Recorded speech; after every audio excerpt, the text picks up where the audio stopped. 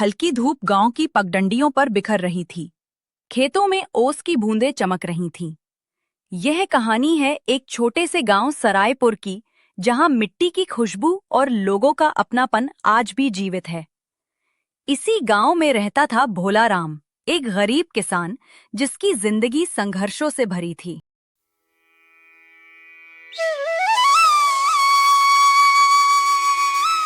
भोला राम, गरीब किसान, मेहनती लेकिन हालात से परेशान। गौरी, भोलाराम की पत्नी, समझदार और धैर्यवान। पिंकी, उनकी बेटी, पढ़ाई में होशियार। गुड्डू, उनका छोटा बेटा, मासूम और खेलों में मस्त। भोलाराम का घर गांव के कोने में था। कच्ची मिट्टी की दीवारें, छप्पर की छत और आंगन में एक टूटा फूटा हैंडपंप, यही उनकी पूरी दुनिया थी। दिन भर भोलाराम दूसरों के खेतों में मजदूरी करता और शाम को थका हारा लौट आता। गौरी अक्सर मिट्टी के चूल्हे पर रोटी सेंकते हुए कहती, सुनो जी, कभी तो अपना खेत होगा जहां हम खुद मेहनत करेंगे। हाँ गौरी, सपने तो बहुत हैं, लेकिन ये गरीबी सपनों को पूरा कहाँ होने देती है। शाम के वक्त पिंकी और गुड्डू आंगन में खेलते। पिंकी किताब में डूबी रहती, जबकि गुड्डू मिट्टी के खिलौने बनाता। बाबा, मैं बड़ी होकर मास्टरनी बनूंगी, गांव के सब बच्चों को पढ़ाऊंगी। भोलाराम उसकी बातें सुनकर मुस्कुरा देता। अंदर से सोचता, काश मैं अपनी बेटी को पढ़ा पाता।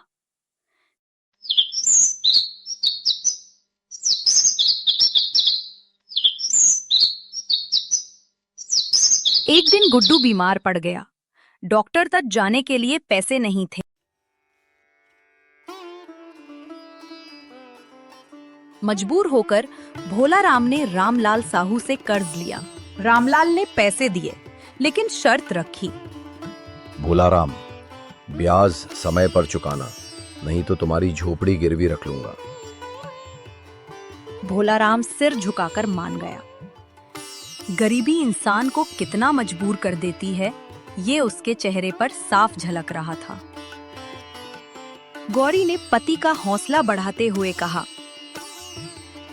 तुम चिंता मत करो, मैं दूसरों के घर काम करूंगी, पिंकी को पढ़ाऊंगी और गुड्डू को भी संभाल लूंगी। उसकी आंखों में आंसू थे, लेकिन हिम्मत की चमक भी थी। गांव के स्कूल में रमेश मास्टर बच्चों को मुफ्त पढ़ाते थे। उन्होंने पिंकी की लगन देखी और उसे किताबें दी। पढ़ाई ही तुम्हारे परिवार की किस्मत बदल सकती है बेटी। मेहनत करना, पीछे मत हटना। पिंकी की आंखों में नया उजाला भर गया।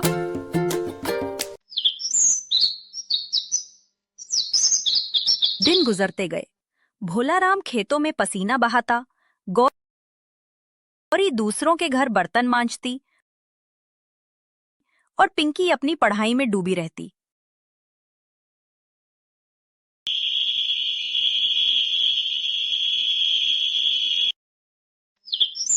एक साल गांव में बारिश कम हुई, फसल बर्बाद हो गई।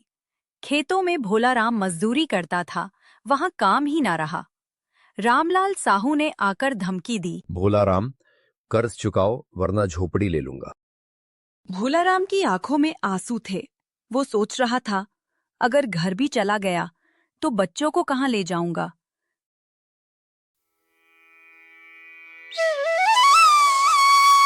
इसी बीच गांव में सरकारी योजना आई, गरीबों के लिए रोजगार गारंटी।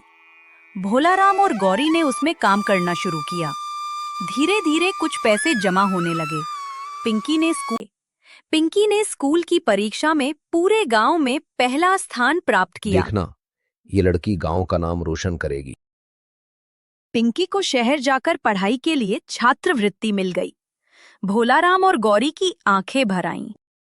बेटी, तू जाकर पढ़, तेरा भविष्य ही हमारा सहारा है। पिंकी ने अपने छोटे भाई का हाथ पकड़कर कहा, गुड्डू, तुम भी पढ़ना ताकि अम्मा बाबा को कभी तकलीफ ना हो।